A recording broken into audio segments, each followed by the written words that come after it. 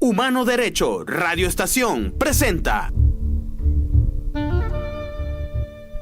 El auténtico pensar, como el vivir, es tarea que se aprende. Quien aprende debe dialogar con aquellos que han pensado previamente, recorrer sus itinerarios, seguir sus rutas y estelas, consultar sus bitácoras. Solo así se podrá llegar a conocidos y seguros puertos. Desde aquí, si decide arriesgarse, debe iniciar sus propias travesías, explorando lo desconocido, sin otra cartografía que la aprendida disciplina del pensar.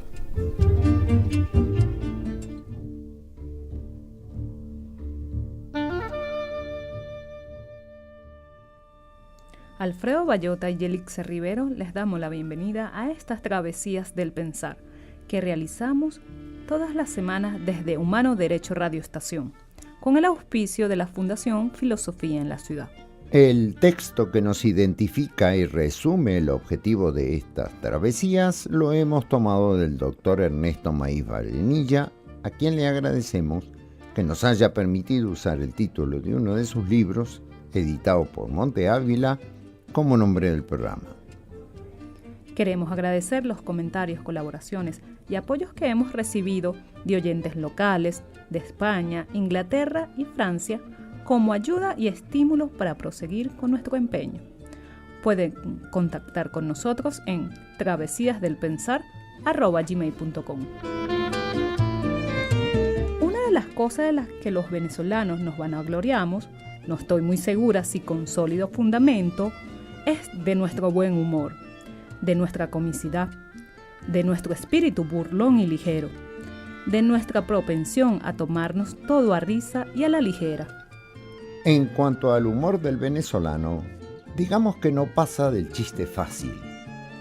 Pero no somos buenos en la ironía, el sarcasmo, el ridículo, y hasta hemos tenido que dejar la parodia por fuerza del mayor. Y son muy pocas las reflexiones que circulan sobre el humor. ¿Será que los pensadores ignoran una de las características que consideramos más nuestras? No solo como venezolanos, sino como seres humanos, ya que el único que ríe es el hombre. Permítame agregar a lo último que el hombre no solo es el único animal que ríe, sino también es el único animal que provoca risa. Cualquier cosa que nos mueve a risa lo hace siempre por su asociación con lo humano. Los animales no provocan risa, en cambio los niños sí. Las comiquitas de animales son graciosas, porque esos animales se comportan como humanos. De manera que lo distintivo del ser humano pareciera ser su capacidad racional y su capacidad para lo cómico. Por lo que lo cómico está asociado con la inteligencia y tiene su centro en la risa. ¿Pero qué es la risa? La risa es una respuesta orgánica, corpórea, compleja, que abarca todo el cuerpo humano ante el placer, el gozo, que genera una situación cómica. Corre la arruga en su respuesta porque tiene que responder cómo entender lo cómico. Porque hay muchas modalidades en que algo se nos muestra como gracioso, como cómico. En términos generales, lo cómico se puede entender como la presencia de una discrepancia en la realidad, una disconformidad, una disrupción entre lo que sucede y lo que se espera. Cuando se hace patente una ruptura de la relación entre el ser y el deber ser. Alguien se resbala y se cae. Eso provoca risa, porque cuando uno camina no se espera que se caiga. Por eso lo cómico requiere de un ser inteligente que pueda registrar esa diferencia. Y el que se ríe tiene que saber de qué se está riendo, si no queda como un desubicado, como el ministro de lo imposible, a quien el poeta uruguayo Benedetti preguntaba: «Señor ministro, ¿de qué se ríe?». Por eso la risa implica la pérdida de la inocencia, porque el que se ríe tiene que tomar noticia de esa incompatibilidad que se le muestra, por lo que no puede ser cándido ni bobo. Por eso se dice que los que se ríen de nada son tontos. Pero volviendo a su ejemplo, no a todos le provoca reírse al ver a alguien caerse. Porque esas disonancias no son registradas de la misma manera por todos los seres humanos inteligentes. Algunos no las registran, otros se ríen y otros incluso les causa enojo de que se rían, porque también depende del ánimo. Lo cómico requiere por lo menos una diferencia ante la situación. Si se cae una abuela que marcha con un bastón, no genera risa, porque uno se compromete emocionalmente con esa persona. Pero si se cae un grandulón por perseguir a un perro flaco que se acercó a él para olerlo, sí. De manera que lo cómico requiere inteligencia para registrar la disonancia con la realidad y una cierta indiferencia con la situación. Por eso, en las películas tristes, una llora si se identifica con los males de la heroína, pero en las cómicas, una se ríe por esas mismas calamidades porque no las hace suya. Pero hay algo más, y es que, además de inteligencia y un ánimo no comprometido, debe haber libertad para reírse, para la burla, porque en muchos lugares hay cosas de las que se prohíbe reírse. En Venezuela ya hay leyes que prohíben reírse, burlarse de los funcionarios públicos, a pesar que muchos son muy cómicos, empezando por los gallineros verticales y terminando con los conejos. Es lo típico de los regímenes autoritarios. Hay tres maneras de lidiar con el poder: seducirlo y aliarse con él, enfrentarse y vencerlo, o burlarse. Sin distingos del tipo de régimen que detente el poder, sean fascistas de derecha o de izquierda, el último reducto de cualquier oposición al poder es la risa. Y todo poder tiene a la burla como enemigo, porque se asocia con la inteligencia. Y para soportar la burla hay que situarse racionalmente por encima de las consecuencias de lo burlado. Y los poderosos raramente están ahí arriba. De manera que en Venezuela tenemos un viceministerio de la felicidad, pero se prohíbe la risa. Esto sin duda es cómico. Pero igual se siguen haciendo muchos chistes sobre los personeros del poder. No confundir en esto, porque, como dijimos antes, el chiste es la forma cómica que menos inteligencia requiere. Es un recurso gracioso de poca exigencia intelectual, que no demanda mucha elaboración racional. El chiste surge de lo que los ingleses llaman wit, y que podemos traducir como ingenio. Pero raramente los ingeniosos son inteligentes en sentido pleno. Ronald Reagan era famoso por su ingenio, pero no por su inteligencia. Es por eso que, en reuniones en las que se entabla una conversación interesante, si alguien no entiende el tema o no la puede seguir, frecuentemente la interrumpe con un chiste.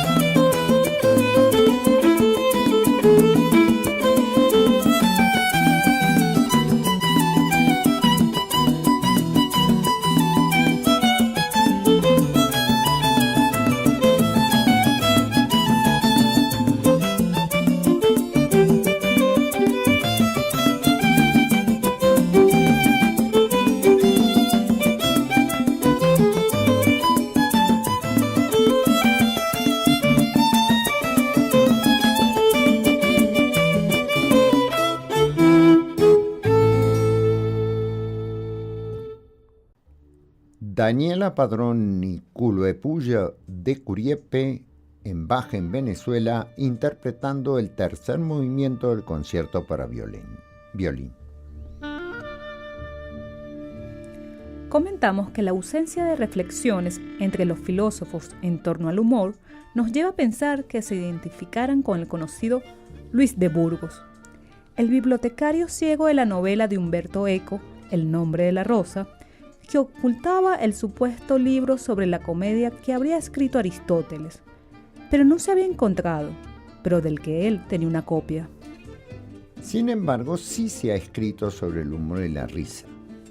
Y hoy podemos recordar a uno de los filósofos más influyentes y conocidos de la primera mitad del siglo XX, Henri Bergson, que escribió 3 ensayos sobre la risa publicados en la Revue de París, en la que descubriremos también por qué relativamente no son tantos los que han escrito sobre el humor.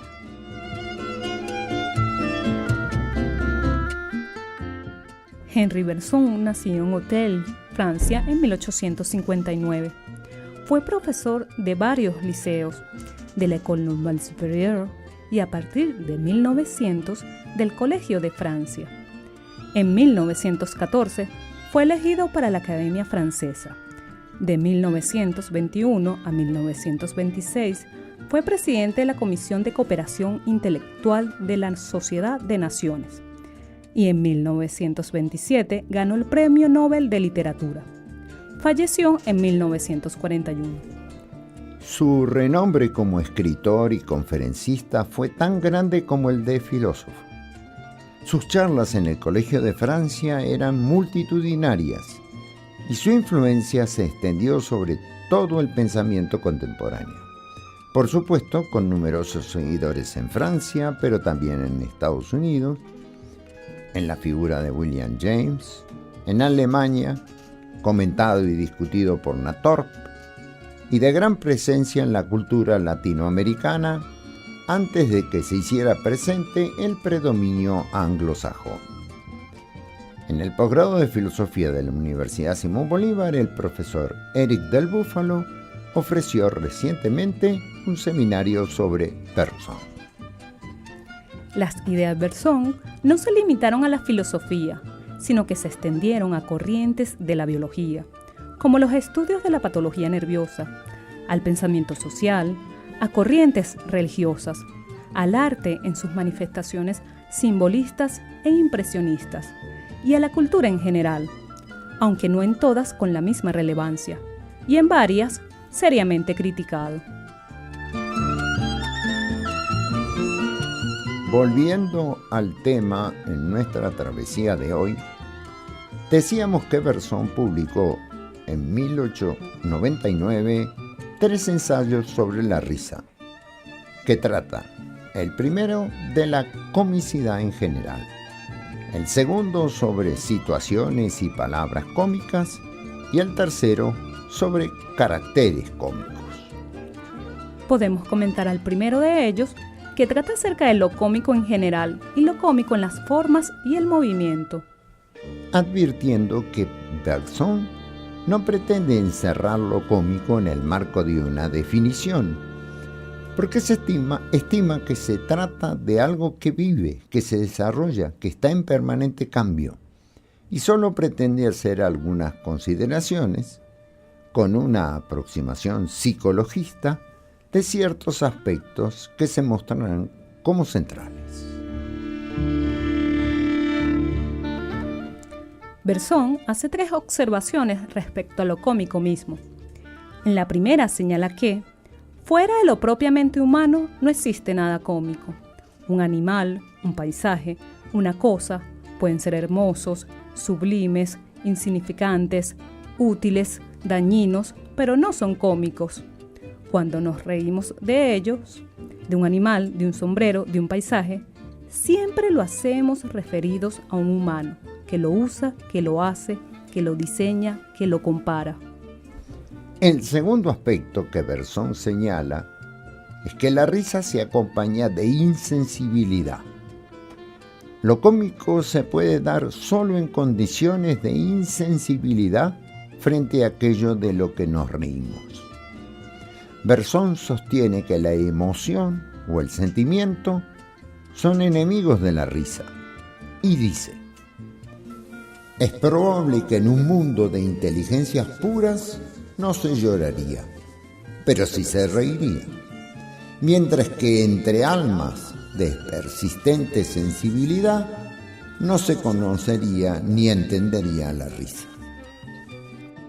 Esta condición de insensibilidad podría ser una de las razones por las que no son tantos los pensadores que se han dedicado a la risa, o sean famosos por su buen humor, como Demócrito el Risueño. Un filósofo requiere y lo anima un compromiso con el mundo y con la gente.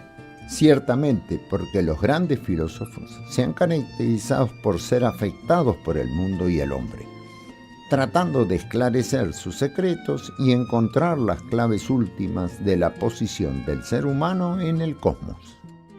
Lo cómico requiere de algo como una anestesia del corazón y se dirige a la inteligencia pura. La tercera observación acerca de la risa es que esa inteligencia debe estar en contacto con otras inteligencias. No hay comicidad en el aislamiento, y un hombre aislado no tiene de qué reírse. De manera que, para Berzón, la risa necesita algo así como un eco, un socio, un cómplice inteligente. Dicho en otras palabras, nuestra risa es siempre la risa de un grupo definido, amplio quizás, pero que no aspira ni puede retumbar como un trueno en las montañas y extenderse para abarcar toda la humanidad. La risa requiere complicidad entre los rientes, ciertos acuerdos tácitos, cierto manejo inteligente del lenguaje, ciertos modos de ver al mundo, compartir cierto deber ser que hacen a lo cómico. Y por eso hay chistes que no pueden traducirse de un idioma a otro, o si se traducen no son graciosos. Los menos demandantes son más universales. Para reconocer esto, basta pensar en la experiencia que todos hemos tenido de un grupo, ajeno a nosotros, que se ríe de cosas que no nos causan ninguna gracia, pero que seguramente lo harían de estar entre ellos.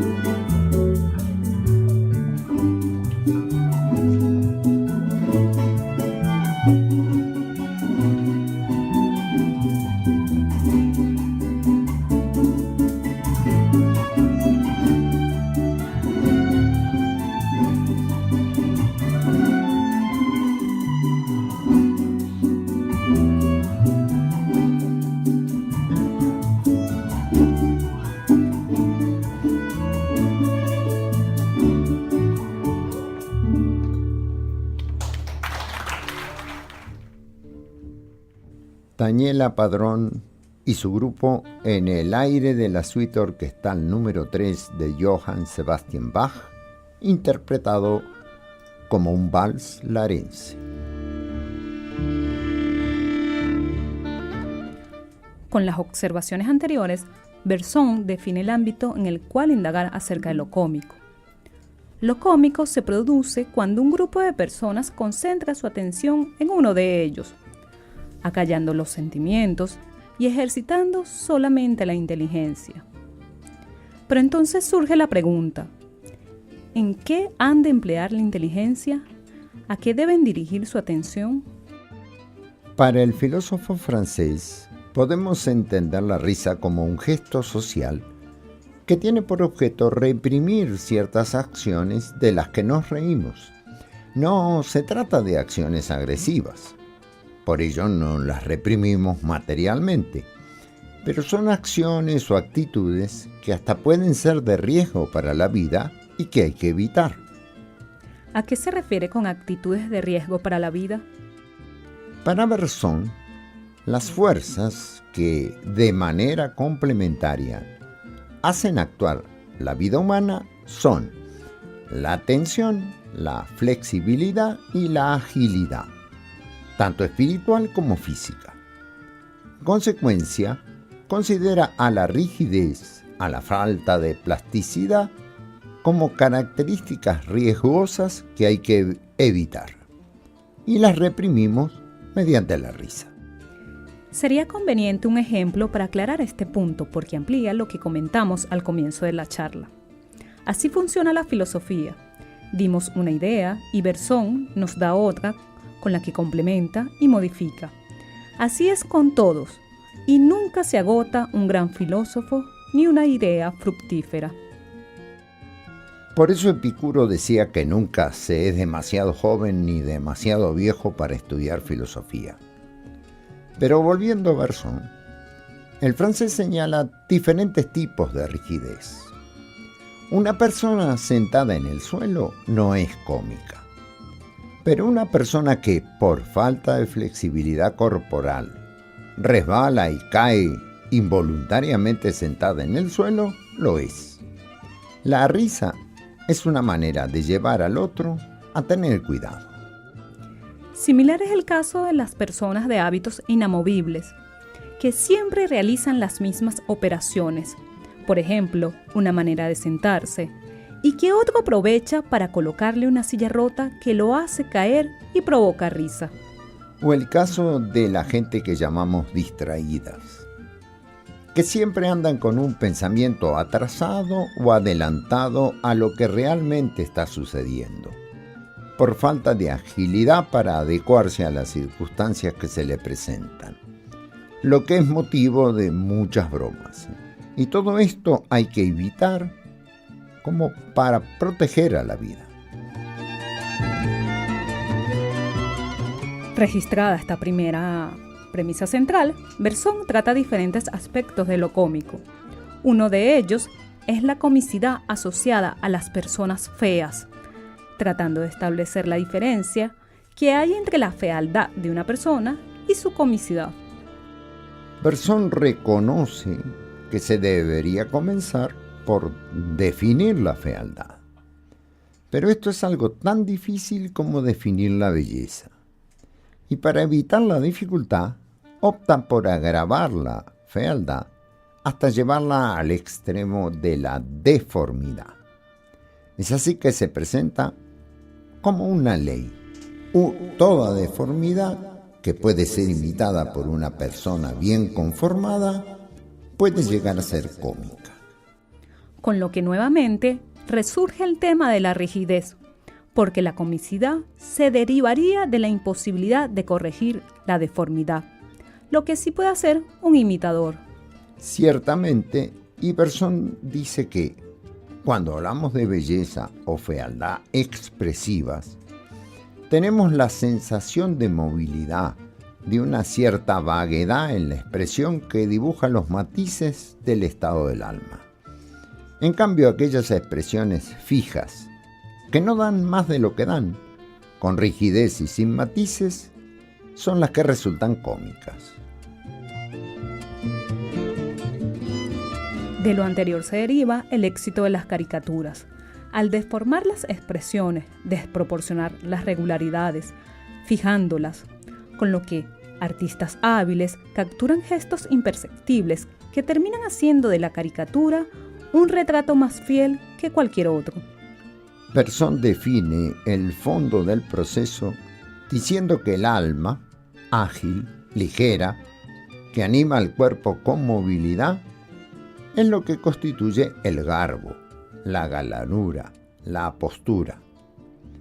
Pero si la materia que opone resistencia logra imponer su rigidez, endurece las expresiones, las torna rígidas, fija la movilidad de la vida espiritual, en lugar del garbo se consigue el efecto cómico. La fealdad se opone a la belleza, en cambio lo cómico se opone a la gracia. Lo cómico es más rigidez de gestos que fealdad de aspecto.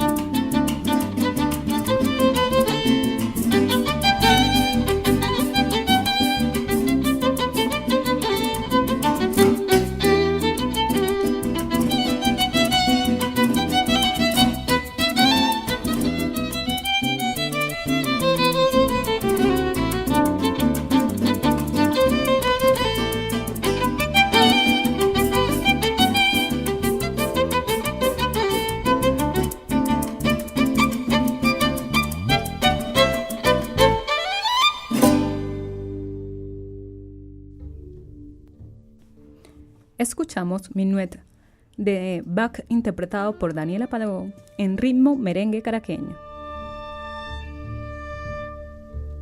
Estamos en Humano Derecho Radio Estación, realizando nuestras semanales travesías del pensar, un encuentro con los grandes temas de la filosofía, con la obra de los grandes pensadores, con las ideas que han moldeado nuestra cultura y nos han hecho los seres humanos que hoy somos en Occidente.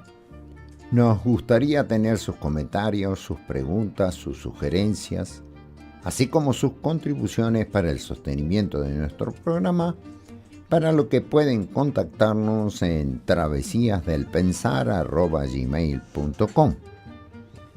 Informamos que por cambio de programación de la estación, este programa se puede volver a escuchar el sábado a las 2 p.m. hora de Venezuela. En nuestra travesía de hoy, estamos revisando las observaciones que hace Henri Bergson, el renombrado filósofo francés de la primera mitad del siglo XX y Premio Nobel de la Literatura, en torno a la risa y lo cómico. Habiendo atendido a la comicidad de las formas, pasemos a la comicidad de los gestos. A juicio de nuestro filósofo, la ley que rige la comicidad de los gestos es: las actitudes, los gestos y los movimientos del cuerpo humano mueven a risa en la medida exacta en que dicho cuerpo nos da la sensación de un simple mecanismo. Es decir, reitera la relación con la rigidez que comentábamos antes. Aunque aclara que esta sugestión debe ser discreta y no debemos perder la impresión de que se trata de un ser viviente, a pesar de que cada una de sus partes o el todo tenga la rigidez de una máquina o de un títere. Bergson trae en apoyo de su propuesta el caso de los oradores que, cuando acompañan sus palabras con gestos diversos, son imposibles de imitar. Pero en cuanto un orador asume una conducta mecánica y reiteradamente repite un movimiento, entonces fácilmente puede ser motivo de comicidad, debido a esa repetición en sus acciones, porque así manifiesta una conducta mecánica que oprime la flexibilidad y variación de la vida. Los gestos de un orador mueven a risa por esta reproducción automática. Acerca de esta comicidad de la repetición, Pascal, el famoso filósofo francés del siglo XVII, decía en uno de sus pensamientos que dos caras, ninguna de las cuales es ridícula por sí sola, inspira risa si son parecidas. Todos tenemos presentes la comicidad que despiertan los grupos de personas que no podemos distinguir entre sí, y si se nos presentan como iguales, como aquellos policías de las películas mudas, o cuando vemos personas de razas que no reconocemos, como las orientales, y nos parecen que coreanos, japoneses o chinos son todos iguales. De manera que de lo visto hasta ahora, la comicidad de los gestos parece resumirse en la expresión que fragua Bergson. Es lo mecánico moldeado sobre lo vivo. Bergson aplica esta noción al vestuario, a la moda.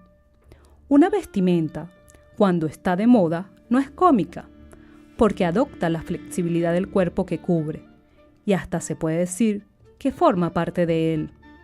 La dureza inerte de la envoltura adopta la movilidad viviente del objeto envuelto y no es cómica. Pero cuando esa moda deja de usarse, retoma esa rigidez, y entonces nos parece risible. En este sentido, toda indumentaria es, en estado latente, ridícula, y en esto radica la comicidad de los disfraces.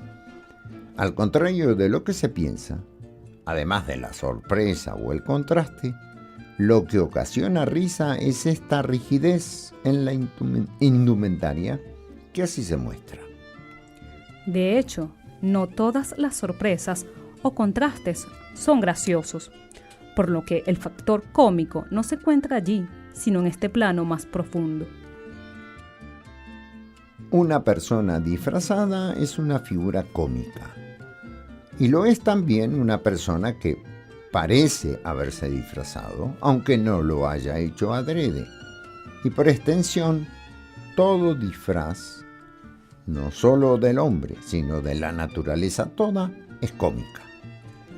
Nos hace reír un perro peludo, pero esquilado en una mitad, o un cartel electoral colgado en el medio de la selva, o un pajarito con una bufanda. La idea es de la de una máscara, pero la razón fundamental, muy atenuada en estos casos, y por ello no siempre es fácil de ver, es la constatación de la presencia de un artificio extraño, mecánico, rígido en el movimiento de la vida.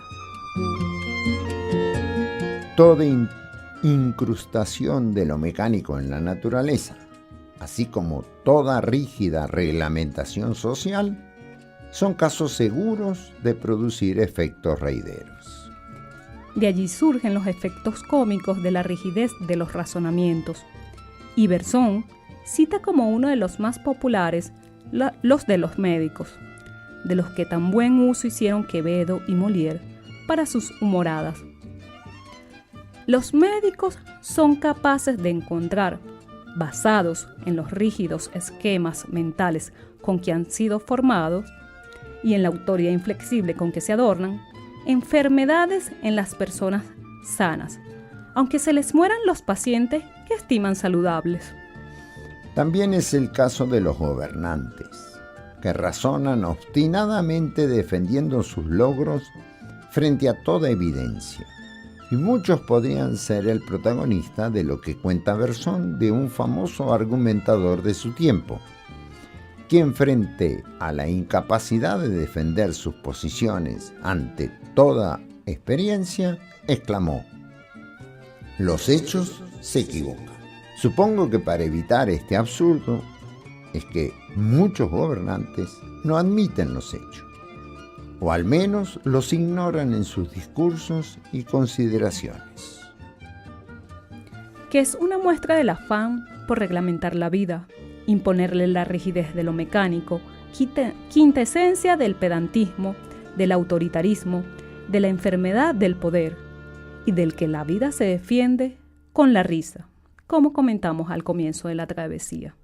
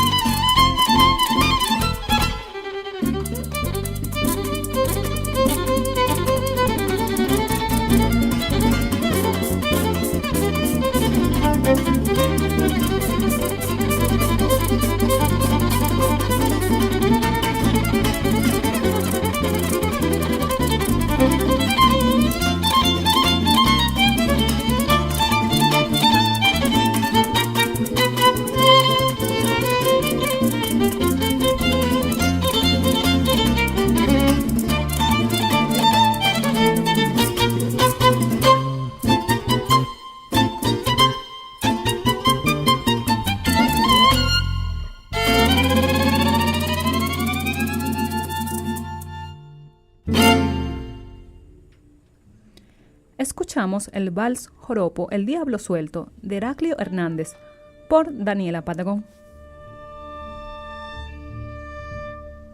Dice entonces Bergson que lo que alienta la vida es la movilidad.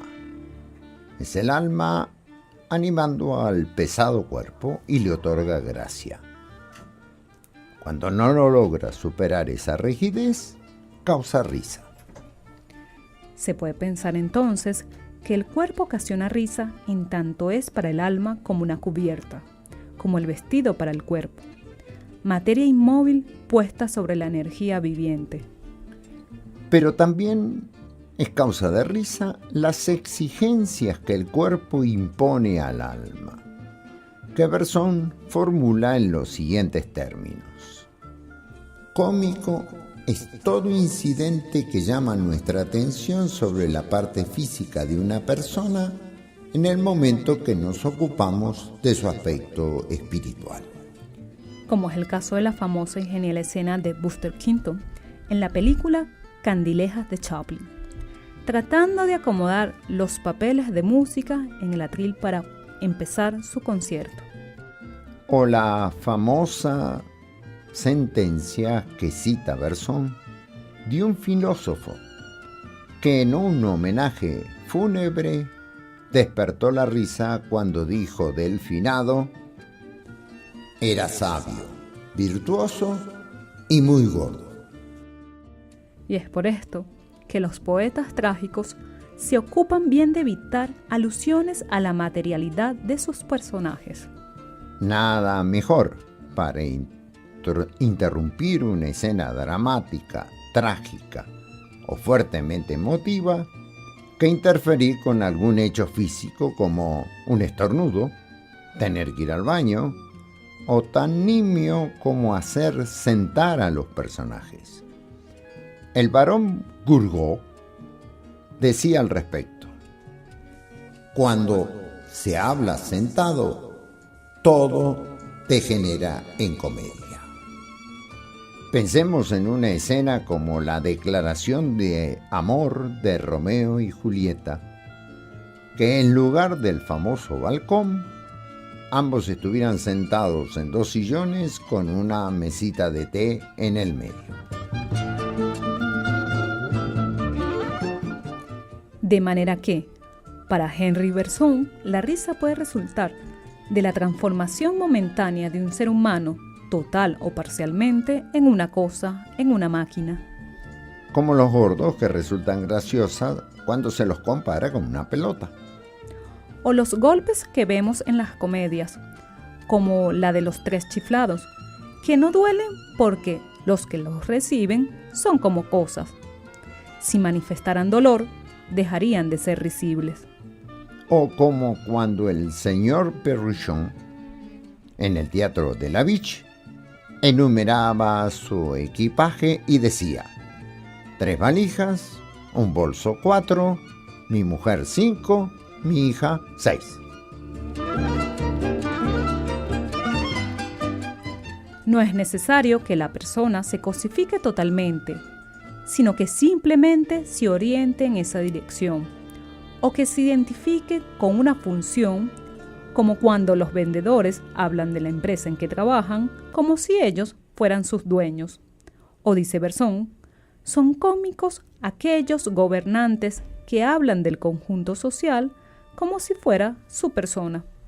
El presidente Maduro de Venezuela muestra este defecto, que Bergson dice es cómico, y agrega algo más cómico todavía, porque quiso escribir una canción que en su letra dice: cuando digo yo, quiero decir nosotros, que la hace ejecutar en sus presentaciones y hace a sus discursos más graciosos todavía. Concluye así la travesía de hoy, en la que tocamos algunas de las causas de la comicidad según las consideraciones del filósofo francés Henry Bergson. Realizamos Travesías del Pensar desde Humano Derecho Radio Estación, todos los jueves a las 8 p.m. de la noche. Nuestra cortina musical es el merengue aguinaldoso de David Carpio, que interpreta el grupo Arcano. La tripulación de la travesía de hoy fuimos Yelitza Rivero y Alfredo Bayota. La hoja de ruta la diseñó Alfredo Bayota. El piloto de nuestra nave fue Melanie Aponte y fue una presentación de la Fundación Filosofía en la Ciudad. Este programa se emite los jueves a las 11 a.m. y a las 8 p.m. y los sábados a las 2 p.m. hora venezolana. Con gusto recibiremos sus comentarios y sus sugerencias en travesíasdelpensar@gmail.com, así como su oferta de colaboración para el sostenimiento del programa. Que tengamos una buena semana.